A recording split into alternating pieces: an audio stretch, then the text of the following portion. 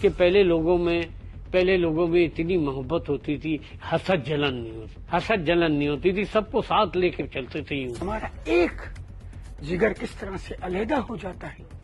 ماں اور باپ کی عزت کرو اور نماز قائم کرو اگر کچھ حاصل کرنا ہے. آپ پہلے تو ہمیں یہ کہا گیا کہ آپ لوگ اپنے ہی گھروں میں رہتے ہوئے اپنی پلنگ کے نیچے چلے جائیں. بسم اللہ الرحمن الرحیم. میرا نام سلیم احمد ہے. مائی نیم از منور حمید منگل والا.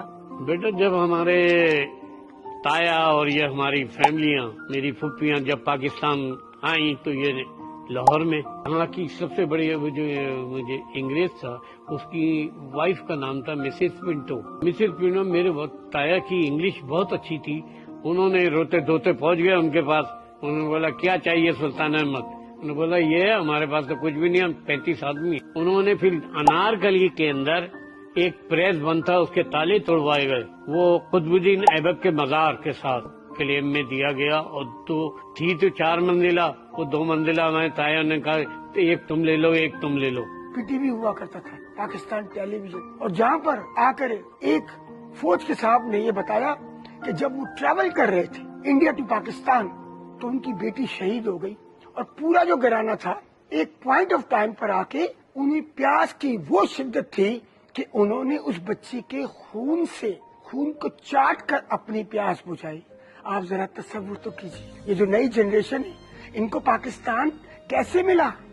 آج ان کی ذمہ داری ہے، ان کی ذمہ داری ہے.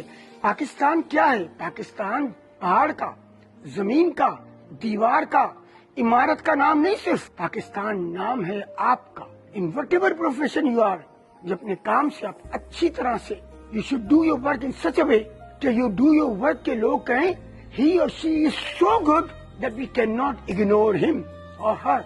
اپنا کام اتنے اچھے طریقے سے کرنا ہے کہ لوگ یہ نہ کہیں ڈو دا رائٹ تھنگ، لوگ یہ کہیں do the right thing right. And that is some thing which makes you different from others. میں 2 دفعہ انڈیا گیا ہوں، 1959 میں اور 1984 میں دہلی. 1947 میں جب 27 روزے کو جب پاکستان کا اعلان ہوا آپ آزاد ہیں تو لوگ خوشی کے مارے اپنے وہ ہو گئے. وائف کی سگی خالہ، یہ 13 لوگ تھے اور ان کو بھون کے رکھ دیا. جب میرٹھ سے یہ چلے ہیں تو جہاں ٹرین لگی رکی ہے وہاں انہوں نے سب کچھ قتل و غارت گری کا ایک بازار مچایا. میں کیسے بھول سکتا ہوں 1965 کی جنگ، وہ رات. میں تو صرف 3 سال کا بچہ تھا لیکن مجھے یاد ہے وہ بات. بابا نے کہا ہم سب کو فوراً سیڑھیوں پہ چلے جانا چاہیے. پہلے تو ہمیں یہ کہا گیا کہ آپ لوگ اپنے ہی گھروں میں رہتے ہوئے اپنے پلنگ کے نیچے چلے جائیں. Very interesting.